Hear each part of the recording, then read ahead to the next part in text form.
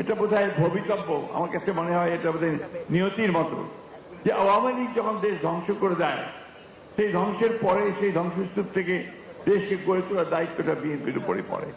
এবং তখন শহীদ প্রেসিডেন্ট জিয়া রহমান সাহেব একইভাবে 1975 সালে সেই ধ্বংসস্তূপের পর থেকে দেশকে গড়ে তুলেছিলেন। একইভাবে দেশের বেগম খালেদা জিয়াও দেশকে গড়ে তুলেছেন। আজকে আবার এই দায়িত্ব এসে পড়েছে তাদেরই পুত্র আমাদের সকলের জাতিকে তাকিয়ে আছি জনাব তারেক রহমানের দিকে। এবং এই কথাটা আমি যে এখানে শুধু এমনি বলছি তা না, প্রত্যেকটা মানুষ বিশ্বাস করে এই কয়েক মাসের মধ্যে আপনার যে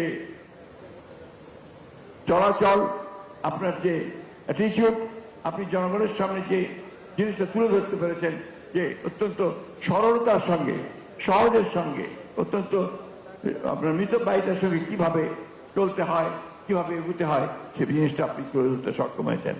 আমি বিশ্বাস করি যে আপনার এই নেতৃত্বে আমরা আবার জেগে উঠতে সক্ষম হব। একটা কথা আজকে না বলে পারছি না, যখন এই পথ চলা শুরু হয়েছে, দেশকে নতুন করে গড়ে তুলবার জন্য আমাদের নেতা জনাব তারেক রহমান সাহেব কাজ শুরু করেছেন। চতুর্দিকে একটা নতুন করে দেশ গড়বার আন্দোলন শুরু করতে যাচ্ছেন। সেই সময় একটা মহল আবার দেশকে অস্থির করে তুলবার চেষ্টা করছে। এটা অত্যন্ত দুঃখজনক। আমরা যখন একটা পার্লামেন্টারি সিস্টেম এবং গভর্নমেন্টের মধ্যে গিয়ে পার্লামেন্টের মধ্যে দিয়ে সমস্যার সমাধান করতে চাই, তখন সেই মহলটি রাজপথে নেমে আজকে অত্যন্ত আমি মনে করি যে এটা একেবারে অন্যায়ভাবে তারা এই কাজটি করছেন, দেশকে আবার একটা অস্থিতিশীল অবস্থায় নিয়ে যাওয়ার জন্য। আমি কথাটা এই জন্যই বললাম যে আমাদের সকলের অত্যন্ত সজাগ এবং সচেতন থাকতে হবে।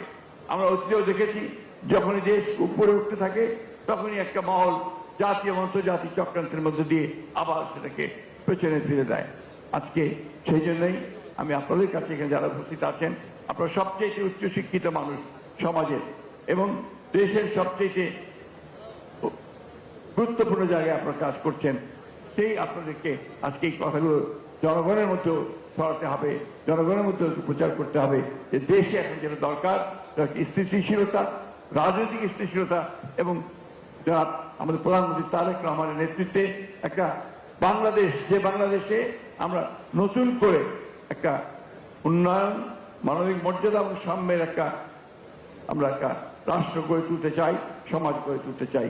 আসুন সেই লক্ষ্যে আপনাদের এই সমাবেশকে আমরা শপথ নেই যে আমরা জনাব তারেক রহমানের নেতৃত্বে আমরা আমাদের নতুন বাংলাদেশ করব, আমরা দেশ করব এবং সেটা থাকবে আমাদের যে নীতি, যে ঘোষণা, স্লোগান, সবার আগে বাংলাদেশ। আসুন সেই লক্ষ্যেই আমরা এগিয়ে যাই জনাব তারেক রহমানের নেতৃত্বে।